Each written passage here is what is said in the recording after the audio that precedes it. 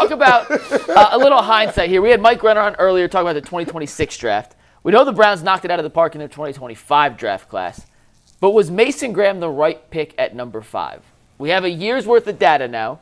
We've seen how the rookies have performed in at least one season, and we're going to project a little bit here as well. But, G, in hindsight, looking back at it, was Mason Graham the right pick for Andrew Berry at number 5? This does not include the trade. This is simply the trade happens regardless. Was Mason Graham the right player to select with the 5th pick? This is a tough one, man. Usually I'm always a person that's like, yes, no.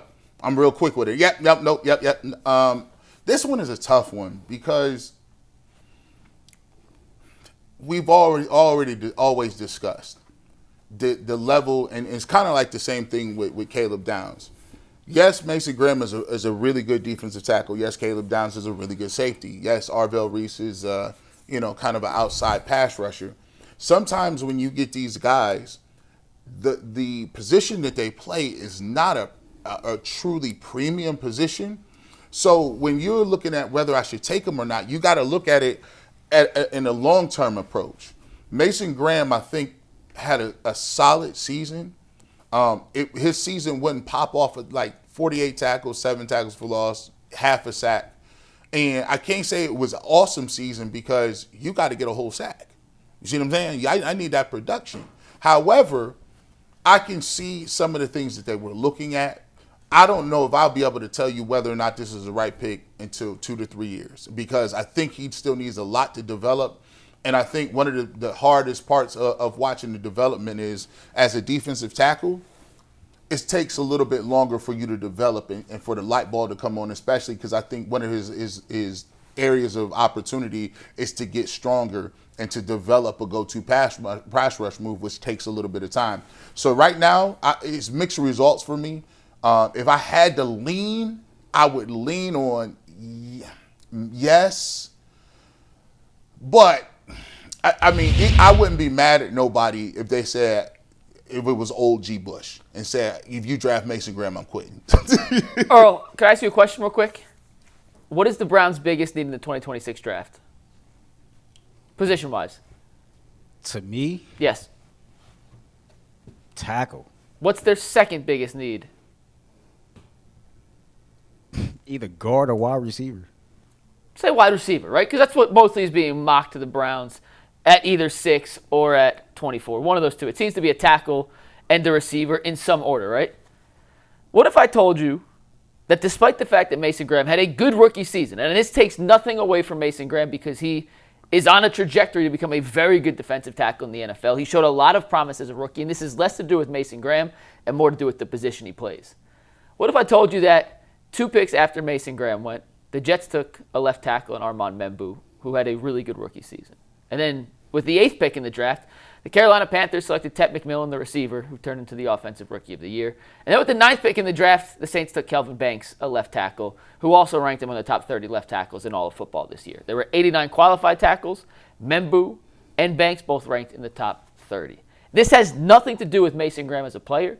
It simply has to do with the fact that there are positions that were on the board that could have filled bigger needs for the Browns, that would have had them set up better for the future and set them up for better future success than a defensive tackle the year after they just drafted Mike Hall in the 2nd round with their top pick.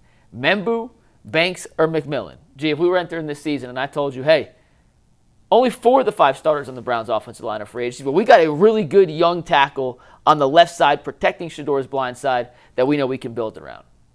We've been looking at the 6th pick and the 24th pick more as luxuries. I would take it. What if they drafted Tet McMillan? And the receiver core, which, by the way, Jerry Jeudy and Tet McMillan as the foundations of your receiving core with Harold Fannin, it's a pretty darn good-looking – no, it's not elite. It's not the Bengals. It's not the top in football.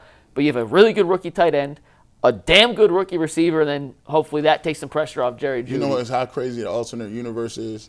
Because I'm right. If they draft Tet McMillan, does Joe Flacco ever get benched?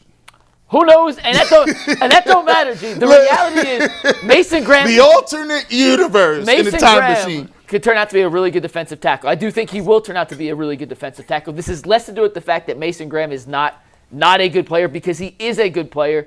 It just has to do with the fact that 3 guys drafted in the 7th, 8th, and 9th spots just behind him are also really good players at more premium positions that are harder to find. So I do think, in hindsight, 1 year out, I do think it was the wrong decision.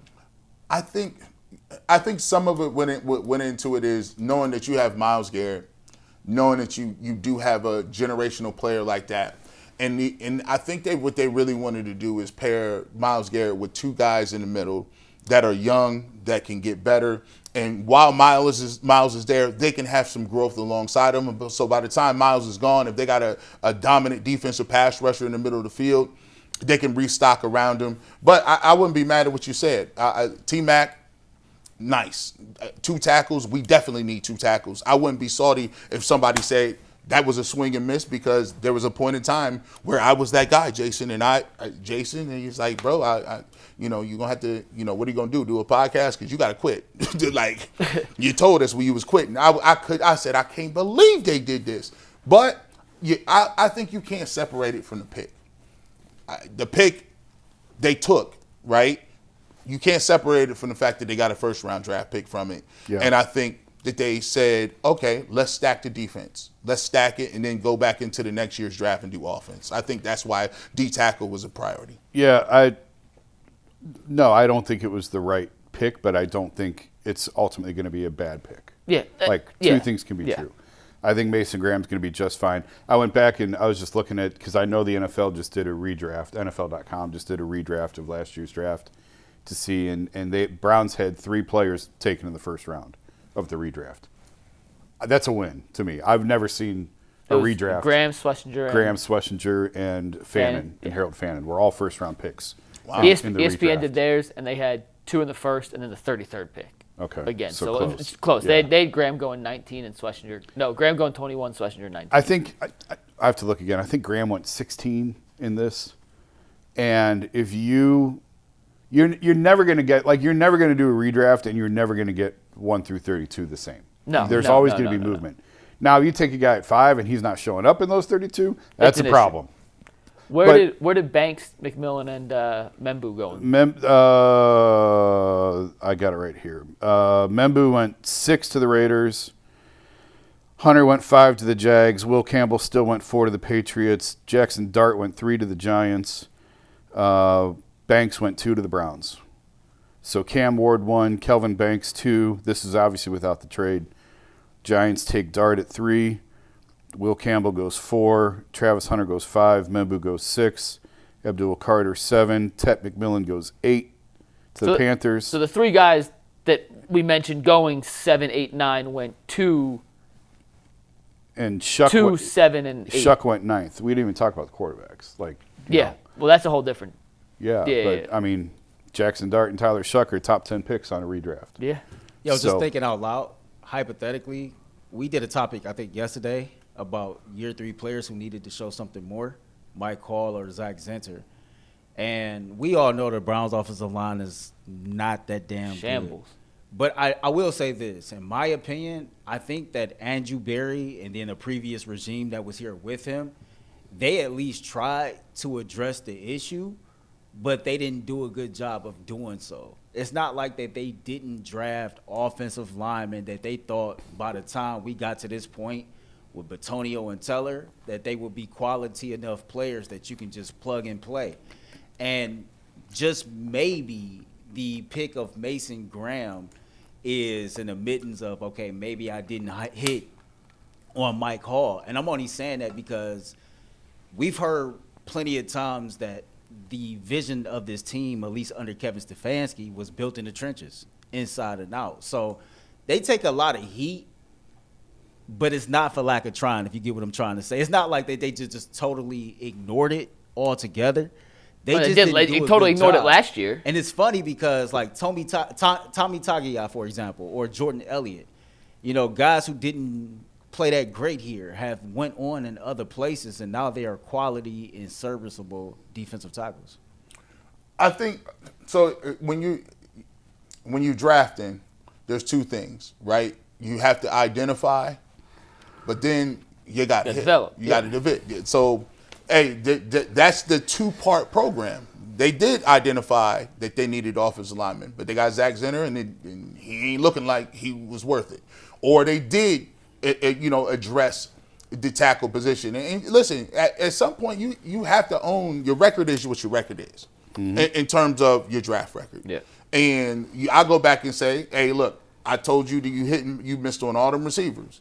I said, you go back and rewind these shows, you missed on all these defensive tackles. So you have to understand that I can't, just because we tried to address it does not necessarily mean you get an A for effort. You got to actually hit on them dudes, Listen, right? I could try 12 different recipes for some Italian recipe. And if it comes out crap, I'm not serving it, right? Like, if I still don't have the right recipe, I'm not inviting my parents over for dinner and saying, hey, You're going Mom, back Dad, in for a 13th try. Like, and the Browns, like Earl said, they've tried. I'm just racking my head real quick. Jed Wills, James Hudson, The Wills thing hurt DeWand, him. Zinter, The Wills thing hurt and him. Whippler. Are those the 5? They drafted more offensive linemen than just those 5 in 6 years? Am I wrong? Like, Yeah. am I missing somebody? You said Dwan. Jed Wills, James Hudson, DeWand, Whippler, and Zach. Are those 5 offensive linemen in 6 years? Like, you should be drafting 2 or 3 a year, in my opinion. See, did they got anybody else? Maybe not every year, but like, No, that from like what I don't think, and no offense, I don't think that's trying. Like, you drafted 5 offensive linemen in 6 years, I think what hurt them the most. and none of them panned out. By the way, The not a Jed- single one has panned out. If you go back, we do revisionist history. If Jed Wills hits, if Jed Wills is Tristan Wirfs, you got a whole side of the thing You got locked a up for whole it. nother. I want to know what happened with his surgery Jed because Wills. this is nuts. Yeah, he And just like he should be in the NFL somewhere, but I think he's still. I mean, as of late in the season, he was still not right. But like this was supposed to be just a routine scope. So what happened? sometimes I'm not saying he's an all-pro. I'm not saying that at all. But I still maintain like Jed Wills is just an average tackle. right. And for him to not be anywhere in the NFL, I just think I don't know what happened with that surgery. It's crazy because sometimes like I've had surgery multiple times. I done had like You've had scopes. You had the same surgery. Same he faced, scopes, yeah. all of them, patella tendon, ACLs, right? This left knee is great. This is my jumping basketball knee. This knee is great. This knee is arthritic. This knee is deteriorating. This knee has arthritis. It just like it has no more cartilage. So sometimes you go in and it's a scope and they're like, okay, we got to clean it up a little bit. And that thing never gets better. It becomes problematic. It swells up. You got to drain it. And I think when Jed Wills kind of started that process, it was like, man, that's why I'm scared with DeWan Jones. When you start having them injuries and you big, these is massive dudes moving around. If that fluid start getting in there and they got to drain that knee and babysit it, then you take it practice days off. You don't have the bend anymore and flexibility. It's just different. I will say in this draft though, talking about the draft. This coming year? Or Yeah, last year's this draft? one.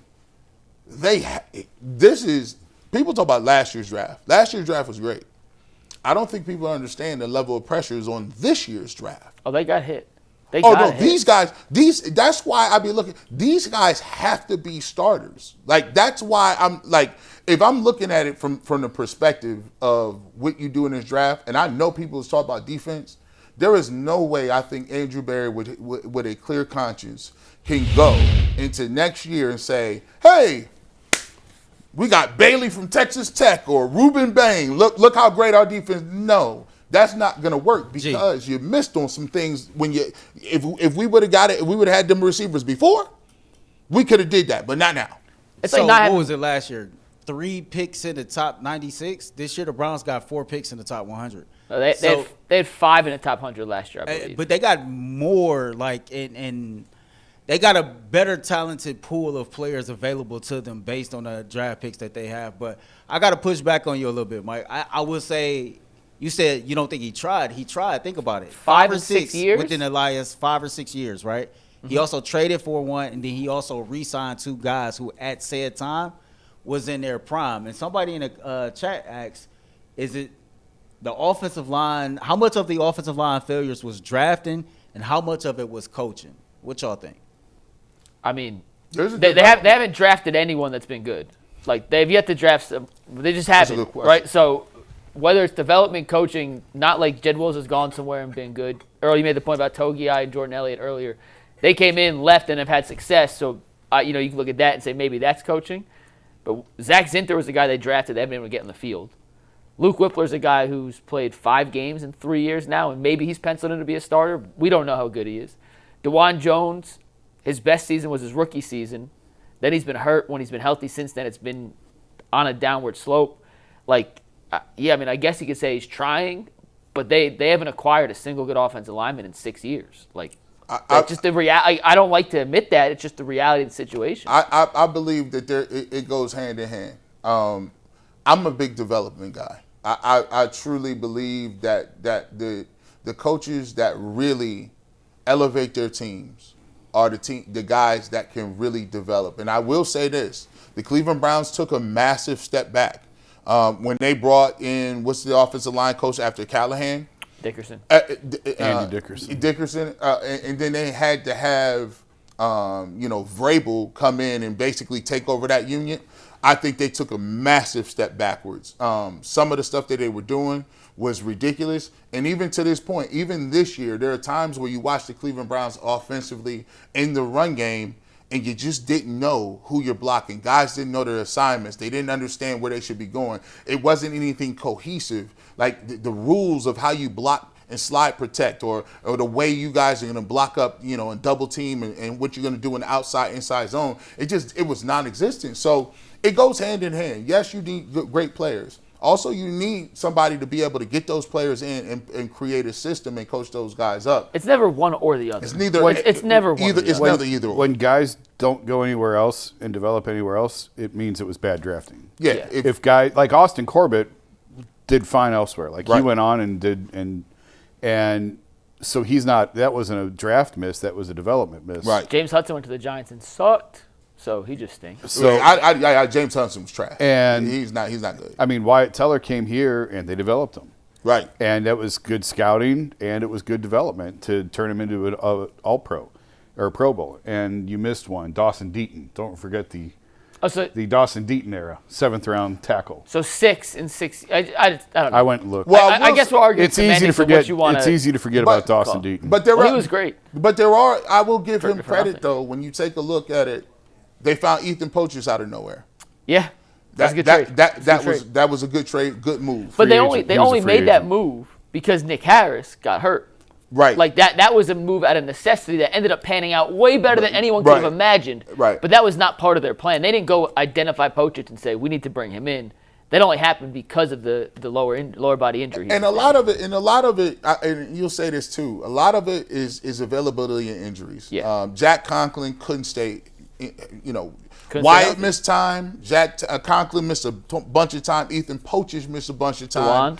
DeJuan Jones missed a super amount of time. So it's been a revolving door. So, does it really make me nervous that the 2 top tackles that people are mentioning are Amali Noga and Caden Proctor, and both of them have some issues? I mean, Proctor sounds like DeJuan. It's like DeJuan to all me, over again. I don't want to go too far. I am not a Caden Proctor guy. I don't think you can bank on him. I don't like a guy that's that big who's already had weight problems in college. Yep. And the footwork, I didn't see the footwork and the bend and some of those things in his pass protection. And Maui Noga might be a better guard. So it's a tricky thing to project these guys, especially when you need a tackle, and it might not be a class necessarily that has something you're looking for. For sure. All right, Earl, let's do a read and let's get to our final topic of the day.